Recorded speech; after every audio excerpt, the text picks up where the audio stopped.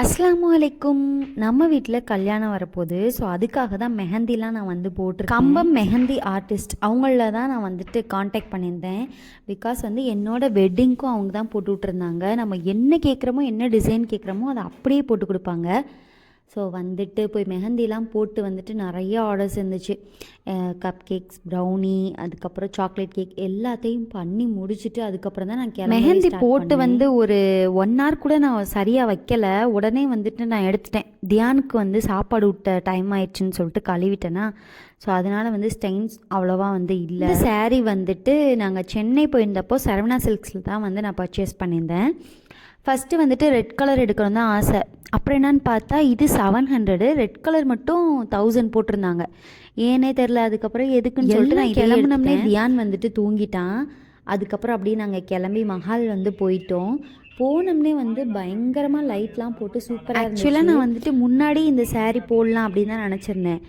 அப்புறம் அன்னைக்கு கால் பண்ணி சொன்னாங்க எல்லோரும் எல்லோ கலர் போட்டு வாங்கன்னு சொல்லிட்டு. அதுக்கப்புறம் தியானுக்கு, அவங்க அத்தாவுக்கு, நாங்கள் 3 பேரும் எல்லோ போட்டு கிளம்பி போயிட்டோம். அப்புறம் கொஞ்ச நேரத்துலேயே வந்துட்டு பொண்ணுக்கு மெஹந்திலாம் வச்சு எல்லாமே ஃபங்க்ஷன் மாதிரி பண்ணிகிட்டு இருந்தாங்க.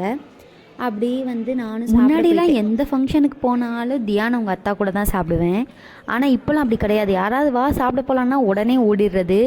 ஏன்னா அவங்க தியானம் வச்சா தான் நம்ம சாப்பிட முடியும், நம்ம தியானம் வச்சா தான் அவங்க சாப்பிட முடியும். அவனை வச்சுட்டு சாப்பிட்றதே பெரிய போராட்டமாக இருக்கும். அதுக்கப்புறம் வந்துட்டு பரோட்டா, இது பன்னீர், சிக்கன் எல்லாமே வச்சுருந்தாங்க. எனக்கு எல்லாமே ரொம்ப பிடிச்சிருந்துச்சி. சிக்கன் கிரேவி, சப்பாத்தி மட்டும் கொஞ்சம் ஹார்டாக இருந்துச்சு, மற்றபடி எல்லாமே சூப்பராக இருந்துச்சு. அப்புறம் ஒரு சைடு சுட சுட பாதாம் பால் வந்து கொடுத்துட்ருந்தாங்க. அதையும் வாங்கிட்டு போய் உட்காந்து குடிச்சிட்டு இருந்தேன்.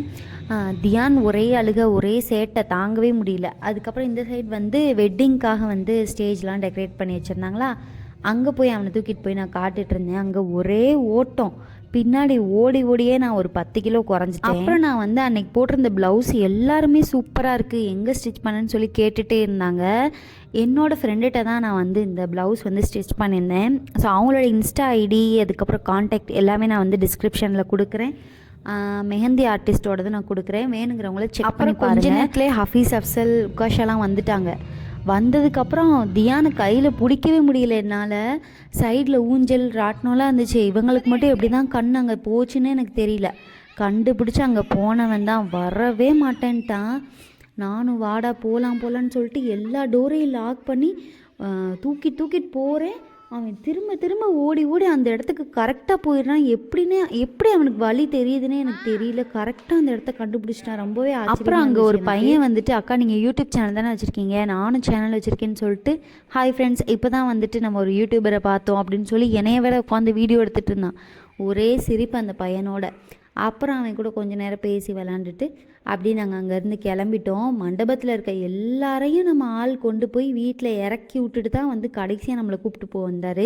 அதுக்குள்ளே லைட் எல்லாத்தையும் ஆஃப். சரி, வெட்டிங்கும் வரப்போகுது, நோம்பு வரப்போகுதுன்னு சொல்லிட்டு கொஞ்சம் மேக்கப் ப்ராடக்ட்ஸ்லாம் ஆர்டர் போட்டு வாங்கியிருந்தேனா, ஸோ அதை வச்சு தான் ட்ரை பண்ணியிருந்தேன். ஒரு 6 o'clock போட்ட மேக்கப் வந்து நைட்டு 2 மணி வரைக்குமே நல்லாவே ஸ்டே இருந்துச்சு.